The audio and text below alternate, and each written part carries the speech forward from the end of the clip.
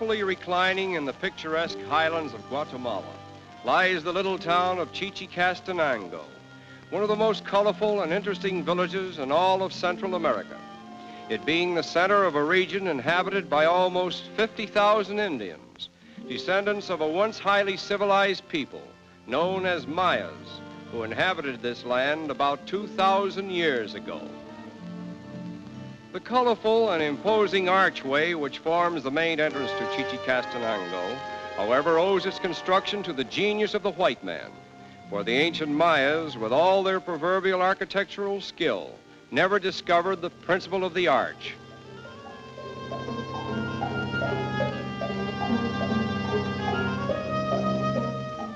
Fortunately for us, we have arrived on a market day, a day of great importance to the native Indians who tote their loads from distant hills and valleys to the marketplace, very much as their ancestors did hundreds of years ago.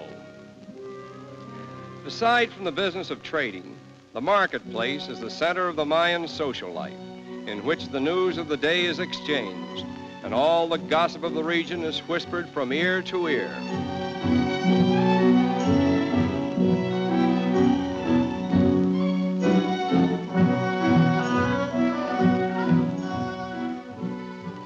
The Indians of Chichicastenango completely disdain the idea of using horses or wheels by way of assisting them in transporting their burdens.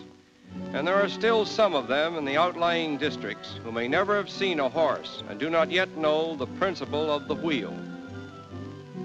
It has been said that some of these Indians have become so accustomed to carrying heavy loads upon their backs that they actually weight themselves down with stones when traveling if they have nothing else to carry, the thought being to keep in fit condition at all times for the unfailing burdens of life. Every day is a day of worship here, but on market days in particular, the Church of Santo Tomas is the center of constant activity, where even the village barber sets up shop and carries on his business.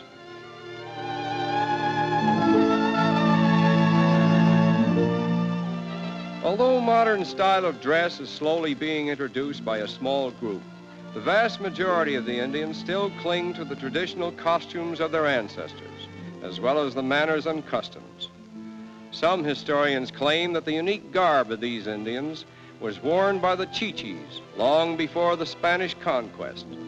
thereby disproving the popular theory that the Indians copied their costumes from the Spanish conquistadores. And now, by way of interesting contrast, let us divert our thoughts from the Indians and step into the patio of the Mayan Inn, where we may dance to the music of the marimba in a setting that seems to be part of another world.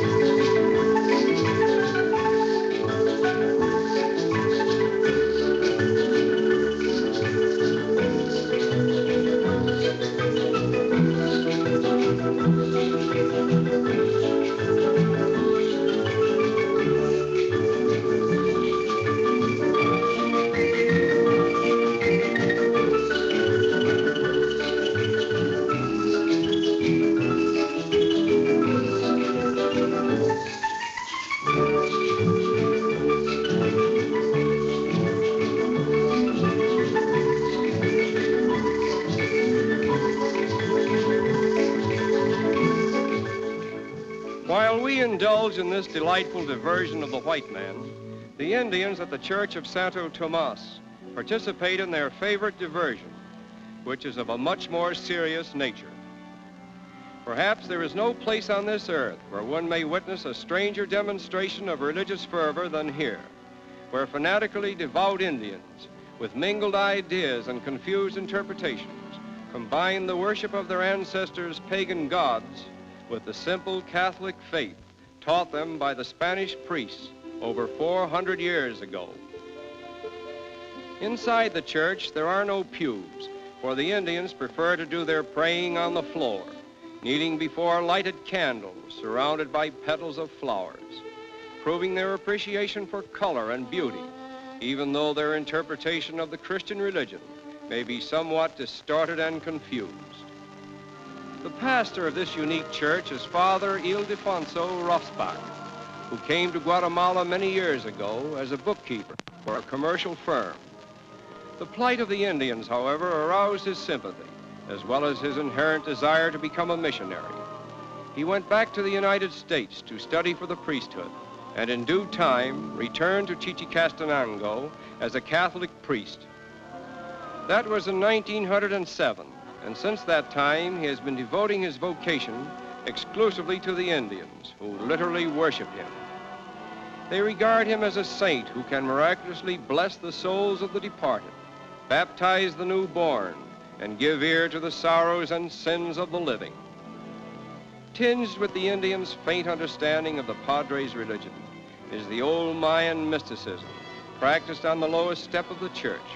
where the native incense is burned so that the smoke therefrom will carry messages to the floating spirits of their ancestors, to whom they beg to come and intervene with them in their prayers to the divinities.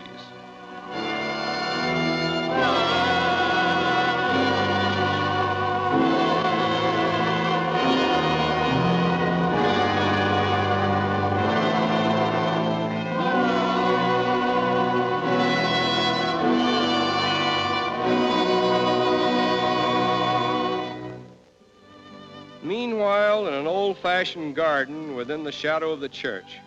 Padre Rossbach communes with himself.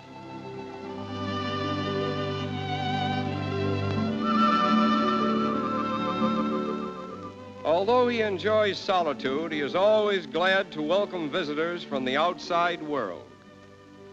With pride, he talks about his beloved flock of 33,000 Indians, scattered over an area of 500 miles. He admits that not all the ceremonies practiced by his followers are in strict accordance with the ritual of the Catholic Church. But he explains the average Indian mind is not constituted to comprehend abstract doctrines of theology. Therefore, he must make certain allowances and only administer such sacraments as Holy Communion to the better educated Indians who understand the function. And now, while Father Rossbach prepares himself for another journey into the far reaches of his enormous parish, we observe again the pagan-like worship in front of the church. The remarkable fact about this whole demonstration